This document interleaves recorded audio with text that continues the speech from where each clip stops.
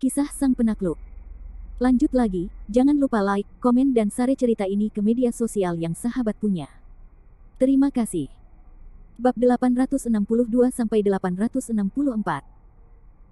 Kemunculan Markus Ye yang tiba-tiba di Linhai, sebenarnya, adalah tujuan utama dari dua hal. Pertama, untuk menyampaikan dokumen keluarga Ye kepada Kevin Ye. Kedua, demi orang di bawah ini, Tommy Ye, cucu tertua dari keluarga Ye. Kakak laki-laki. Kevin Ye terdiam sejenak, Rao tersenyum, sepertinya dia adalah mitos militer legendaris, Tommy Ye. Setelah beberapa saat, Kevin Ye melanjutkan, namun, sepertinya aku ingat bahwa Tommy Ye setidaknya adalah seorang ahli di alam naga dan gajah di keluarga Ye. Siapa yang bisa mengalahkannya dengan sangat menyedihkan, bahkan bidang dan laut Ki pun hancur. Bukankah seharusnya begitu? Menyalakan rokok yang diberikan Kevin Ye pada dirinya sendiri, Markus Ye berkata dengan senyum pahit, apakah ada hal lain di dunia ini yang seharusnya tidak demikian? Hehe, alam naga dan gajah. Di keluarga setempat, keberadaan sekolah pendiri sudah cukup, tetapi di depan alam bawaan, itu bukanlah ayam sayur. Alam Yuan manusia manapun dapat meledakkannya. Itu tidak mengherankan. Sepertinya itu hal yang sama. Tampaknya, ayah dan anak itu sama sekali tidak mempertimbangkan situasi Tommy Ye. Mereka benar-benar berbicara di sini. Sebenarnya, Kevin Ye tidak bodoh dan sangat pintar. Meskipun Markus Ye belum menjelaskan niatnya sampai sekarang, dia sudah menebak 7 atau 8 poin ketika dia melihat Tommy Ye di lantai bawah. Haha, setelah tersenyum, Kevin Ye menoleh ke Markus Ye tanpa rasa permusuhan, kamu membawa orang yang telah dihajar orang ini. Bukankah seharusnya aku hanya bertemu dan bercerita tentang persaudaraan? Markus Ye merasa malu sejenak dan tergagap, itu, Tianming dan aku memiliki hubungan pribadi yang baik di keluarga Ye. Aku tidak ingin melihatnya berubah menjadi orang cacat dan berada dalam kondisi yang buruk. Karena itu, aku membawanya ke sini untuk bertemu keberuntungan. Kevin Ye mulai tersenyum lagi. Senyumnya penuh dengan ejekan dan penghinaan, dan tentu saja dia juga memiliki sedikit kebencian, bukankah keluarga Ye disebut 10 keluarga emas di ibu kota kekaisaran? Ada banyak sumber daya alam dan harta bumi. Apakah hal-hal kecil ini masih dibutuhkan dariku? Lucu sekali, ini. Markus Ye tidak bisa berkata-kata. Bagaimanapun, kebencian Kevin Ye adalah miliknya sendiri, bahkan sekarang belum hilang, jadi untuk suasana hati Kevin Ye, Markus Ye dapat memahami satu atau dua hal. Tetapi Kevin Ye bagaimanapun juga adalah Kevin Ye, dia bukan Markus Ye. Begitu dia berbicara, Kevin Ye tahu bahwa emosi negatif di hatinya telah melonjak keluar dan memengaruhi pikirannya. Begitu cepat, Kevin Ye menenangkan suasana hatinya yang suram dan berkata sambil tersenyum, bukan penyakit yang tidak dapat disembuhkan, Kihai yang ditinggalkan. Biarkan aku bekerja untuk keluarga Ye. Keluarga Ye harus membayar harganya. Apakah kamu mengerti kebenaran bahwa obat tidak mudah diresepkan dan obat tidak mudah disebarkan? Markus Ye melihat bahwa Kevin Ye tidak bermaksud melihat orang yang sekarat, jadi dia merasa lega. Sambil tersenyum dan menggoyangkan jarinya, Markus Ye memerintahkan Kevin Ye, kamu anak muda. Aku tahu kamu akan memberiku ini, jadi aku siap untuk semua manfaatnya. Paling lama 10 hari setengah bulan, kamu akan mendapatkan kejutan besar. Kevin Ye tercengang. Dia tidak menyangka bahwa Markus Ye, seorang Laozi yang murahan, dapat melakukan segalanya. Terkejut atau tidak, aku tidak peduli. Yang aku pedulikan adalah apakah harganya terjangkau dan apakah sepadan dengan usahaku. Markus Ye melihat bahwa kelinci kecil di rumahnya sendiri adalah ekspresi yang tidak melihat kelinci tetapi juga bukan elang. Dia tidak punya pilihan selain berkata, awalnya aku ingin memberimu kejutan, tetapi jika kamu tidak memberitahu ini, kamu tidak akan pernah mulai menyelamatkan orang. Yah, bagaimanapun, cepat atau lambat, itu semua milikmu. Sama saja jika kamu mengatakannya lebih awal atau lebih lambat. Kevin Ye menatap Markus Ye dengan rasa ingin tahu. Sebenarnya, Kevin Ye masih menantikan kondisi seperti apa yang bisa ditawarkan Markus Ye untuk dirinya sendiri. Markus Ye berpura-pura misterius, dan matanya tertuju pada Kevin Ye dan berkata, bocah bau, apa yang aku perjuangkan untukmu kali ini bernilai puluhan miliar aset. Bagaimana dengan Presiden Grup Ye Jiangnan? Apakah kamu puas dengan kondisi seperti itu? Setelah itu, keluarga Ye di Jiangnan semuanya akan berada di bawah kendalimu. Ini cukup untuk mengguncang kekuatan finansial yang kuat di seluruh Jiangnan dan Timur. Keluarga Ye Jiangnan. Kevin Ye tertegun, lalu tertawa, tempat itu adalah perbendaharaan keluarga Ye, ibu kota kaisar. Bagaimana mungkin orang tua Leonard Ye menyerahkan urat nadi ekonomi keluarga Ye kepadaku? Jika kamu tidak mau menyerah, itu bukan urusanmu. Bagaimanapun, seluruh keluarga Ye Jiangnan akan menjadi milikmu. Kamu dapat mengulur waktu sesuka hatimu. Bahkan jika semuanya sudah berakhir, diperkirakan orang tua itu tidak dapat berbuat apa-apa terhadapmu. Semakin senang Markus Ye, semakin senang pula Ye Mengdao. Namun, ekspresi Kevin Ye tidak sebahagia yang dipikirkan Markus Ye. Kevin Ye hanya menjulurkan jarinya dan terkekeh, keluarga Ye di selatan sungai yang sesaat ini dapat dikatakan memiliki masalah internal dan eksternal. Meskipun dikatakan bahwa unta kurus lebih besar dari kuda, itu tetap saja berantakan dalam analisis akhir, sepertinya kondisi seperti itu tidak cukup bagiku untuk menyelamatkan orang. Itu tidak cukup. Markus Ye menatap Kevin Ye dengan heran. Awalnya, Markus Ye mengira Kevin Ye akan senang menerimanya. Namun, tampaknya Markus Ye meremehkan tingkat keserakahan putranya. Keluarga Ye yang besar tidak dapat memuaskan Kevin Ye. Bocah bau, kamu agak terlalu berhati hitam. Ratusan miliar milik keluarga Ye tidak cukup. Aku khawatir seluruh keluarga Ye tidak akan dapat memberimu kondisi yang kamu inginkan. Saat dia mengatakan ini, Markus Ye menggelengkan kepalanya dan berkata, di antara manusia, kamu tidak memandang rendah Yulongwei dari keluarga Ye. Mengenai peralatan sihir, kamu memiliki lebih banyak peralatan sihir di tanganmu daripada 10 keluarga emas yang disatukan. Tidak jarang kamu berbicara tentang bahan-bahan alami dan harta bumi. Apalagi yang kamu inginkan dari keluarga Ye? Markus Ye bergumam, bukankah Markus Ye bermaksud berbicara atas nama keluarga Ye? Namun, perkataan Markus Ye memang benar adanya, dan sekarang seluruh keluarga Ye telah berada dalam kekacauan. Jangan sebutkan sekarang, bahkan di masa kejayaan keluarga Ye, aku khawatir tidak ada yang bisa dilihat Kevin Ye di rumah harta karunnya. Kevin Ye menyipitkan matanya dan tertawa, dan berkata dengan muram kepada Markus Ye, bagaimana jika aku menginginkan posisi tuan keluarga Ye? Markus Ye ketakutan dan menjadi pucat. Itu bukan karena takut, tetapi Markus Ye tidak pernah memikirkan masalah ini. Markus Ye seharusnya tidak peduli dengan statusnya, tetapi dia seharusnya tidak peduli dengan statusnya. Jangan gugup. Aku hanya bercanda untuk meredakan suasana. Melihat wajah Laozi murahan itu pucat, Kevin Ye pun berkata dengan tergesa-gesa. Mendengar apa yang dikatakan Kevin Ye, Markus Ye hanya bisa menghela napas lega. Namun, kata-kata Kevin Ye selanjutnya membuat hati Markus Ye kembali bersuara. Tapi sungguh, keluarga Ye tidak memiliki apa yang aku inginkan, tetapi apa yang tidak dimiliki keluarga Ye, kamu memilikinya. Jadi, terserah kamu untuk memberikannya kepada keponakanmu. Ucap Kevin Ye sambil tersenyum menatap Markus Ye, senyum itu langsung membuat Markus Ye terlihat panik. Bab 863. Harus dikatakan bahwa Markus Ye telah keluar selama bertahun-tahun, dan tidak ada seorang pun yang memberinya perasaan ini. Tampaknya bahkan percakapan sederhana dengan Kevin Ye membuatnya merasa takut, bahkan ketika menghadapi leluhur Qian Ye. Menatap Kevin Ye untuk waktu yang lama, Markus Ye tidak ragu untuk berkata dengan kasar, berhentilah, pergilah, bocah bau ini sebenarnya ada di sekitarku, sial, benar-benar pada iblis kapan. Melihat ekspresi malu Markus Ye, Kevin Ye tiba-tiba tertawa terbahak-bahak, senyumnya sangat cerah.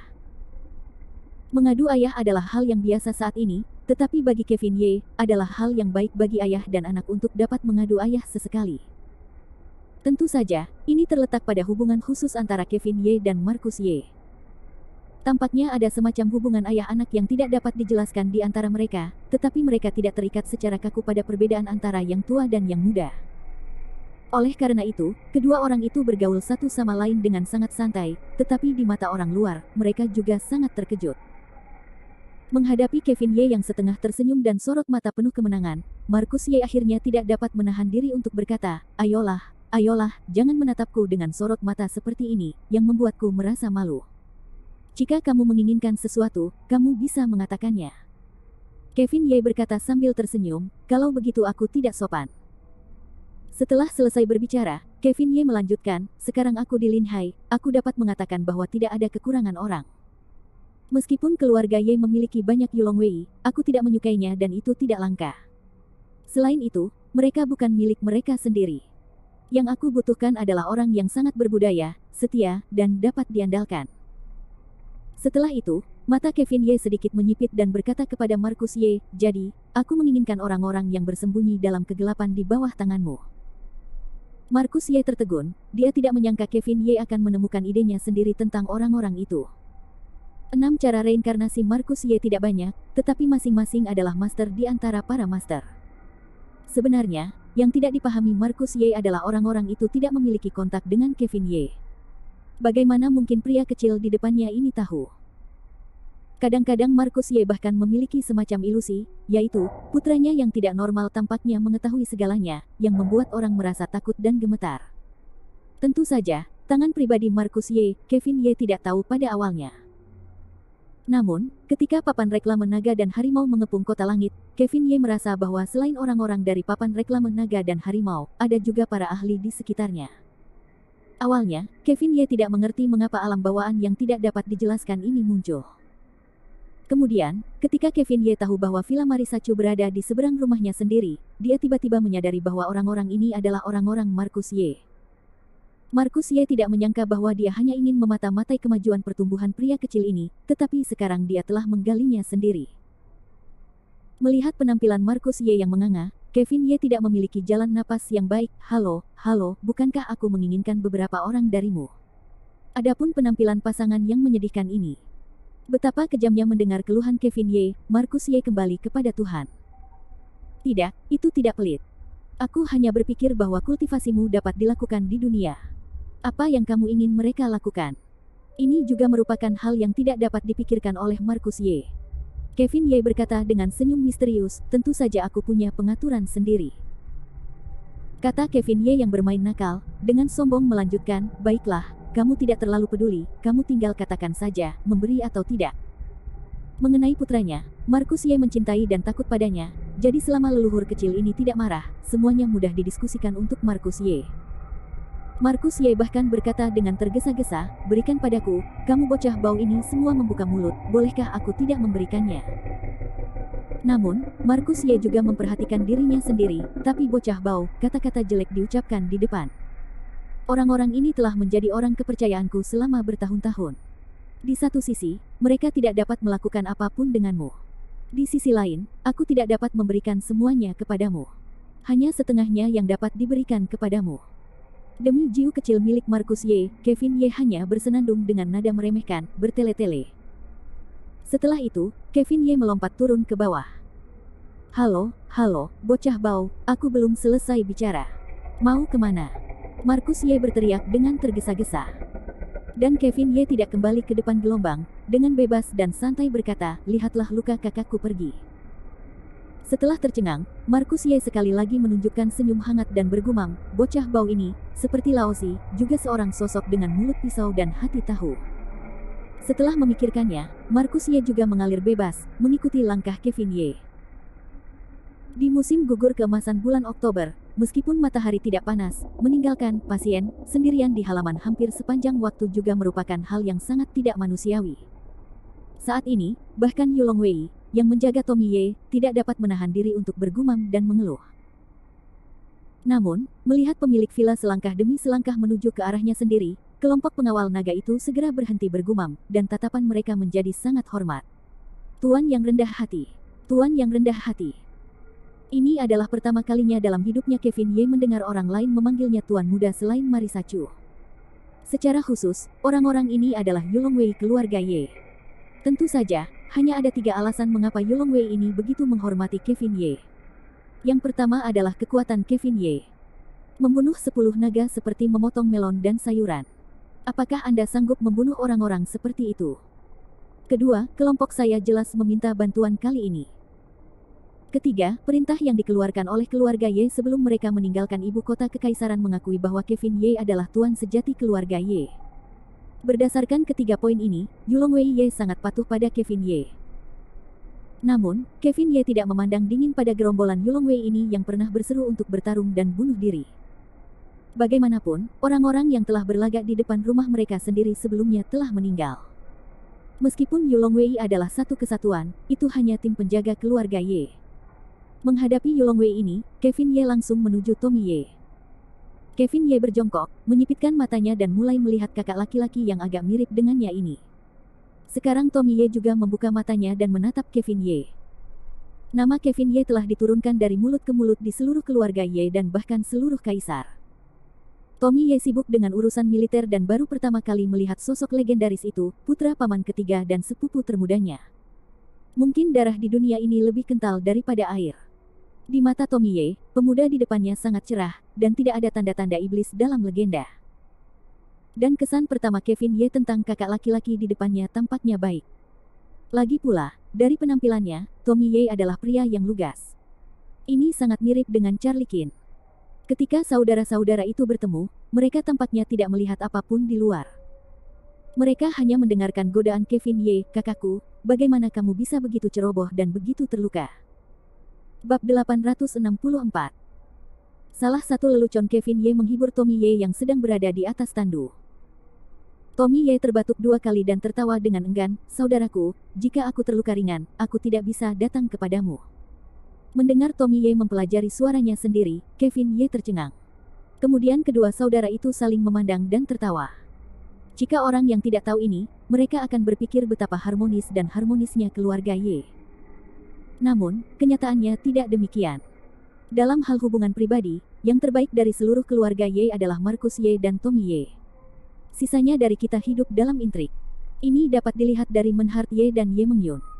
Kevin Ye dan Tommy Ye, kedua saudara itu, dapat tertawa. Faktanya, sebagian besar dari mereka adalah mata. Ini bahkan datang perlahan-lahan, Marcus Ye tidak menyangka. Dalam benak Marcus Ye, tidak peduli Kevin Ye atau Tommy Ye, setelah bertemu satu sama lain, bahkan jika mereka tidak menunjukkan sisi yang aneh, tidak akan ada situasi seperti yang sama pada pandangan pertama. Namun, jelas saja, Marcus Ye salah. Pertama, Tommy Ye adalah seorang prajurit. Prajurit selalu memuja yang kuat.